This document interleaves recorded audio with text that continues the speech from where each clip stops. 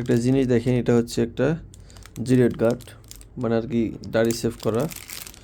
So এটার মানে আর কি প্রাইস ছিল 40 টাকা, কিন্তু এখানে দেখেন এখানে দেওয়া আছে 60 টাকা। হ্যাঁ, 40-45 টাকার দাম ছিল। সো এই স্টিকারটা কিন্তু এটা বসানো, আমি এটা আর কি খুললে আপনাদেরকে একটু দেখাবো।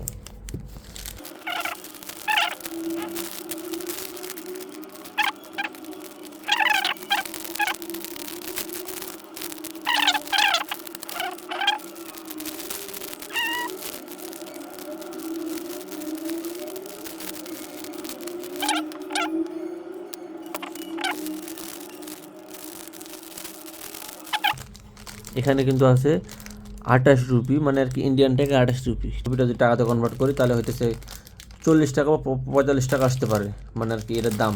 কিন্তু এখানে একটা স্টিকার বসায়া তারা বিক্রি করতেছে 60 টাকা, মানে আর কি ডাবলের থেকেও আরও 2 টাকা বেশি।